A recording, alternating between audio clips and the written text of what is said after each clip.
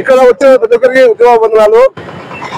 ఈ రోజు ఇక్కడ మనము అంబేద్కర్ విగ్రహం ముందర ఒక నిరసన కార్యక్రమం తెలియజేస్తున్నాం. ఏమిటి విషయం అంటే, ఈ దేశంలో అత్యున్నతమైన సుప్రీంకోర్టు సిజేఐ జస్టిస్ గవాయ్ పై ఒక మతోన్మాది అయినటువంటి ఒక అడ్వకేట్ రాకేష్ కిషోర్ బూటు కాలు విసిరాడు. బూటు వదిలి విసిరడం జరిగింది.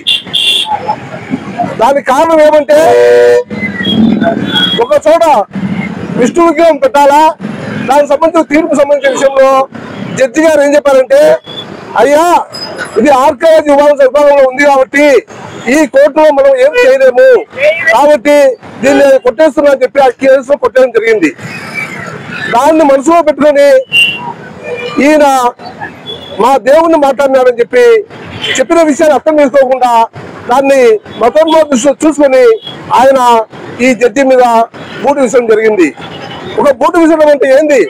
ఈ దేశంలో అతను జడ్జి అయినటువంటి ఈ సుప్రీంకోర్టు జడ్జిగా రక్షణ లేకపోతే ఈ రాజ్యంలో దళితులకు, ఎస్టీలకు, బీసీలకు రక్షణ ఉంటుందా అని మేము స్పష్టంగా ప్రశ్నిస్తూ ఉన్నాం.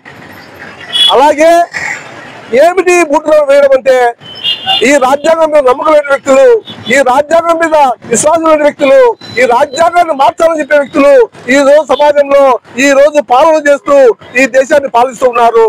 ఈ పాలన ఈ విధంగా నిజాగతం ఉందంటే వాళ్ళ సాధారణ మతం వరకే ఆగడం లేదు.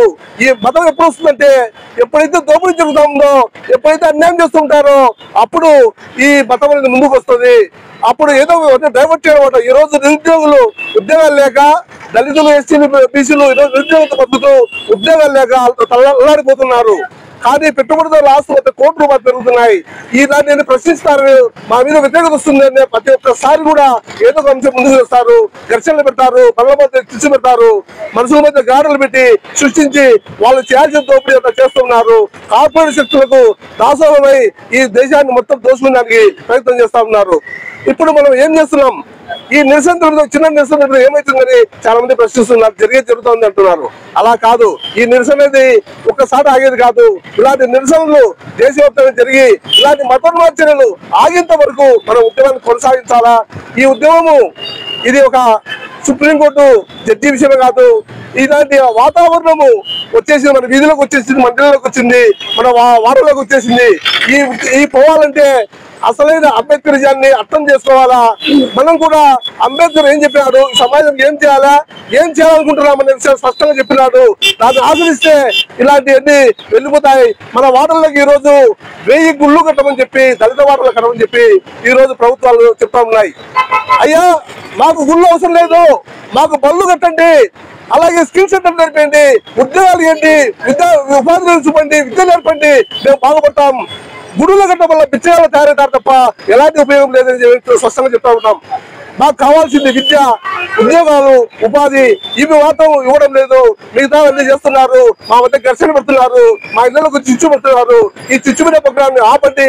ఈ సమాజాన్ని అభివృద్ధి చేసే క్రమంలో మనమంతా కలిసి పనిచేద్దాం. కలిసి చేసే క్రమంలో ఐక్యతోనే మా పోరాటం సాధిస్తాం, విజయం సాధిస్తామని తెలియజేస్తూ ఈ అవకాశం మిత్రులు ఉద్యోగం సెలవిస్తున్నాను. Thank you.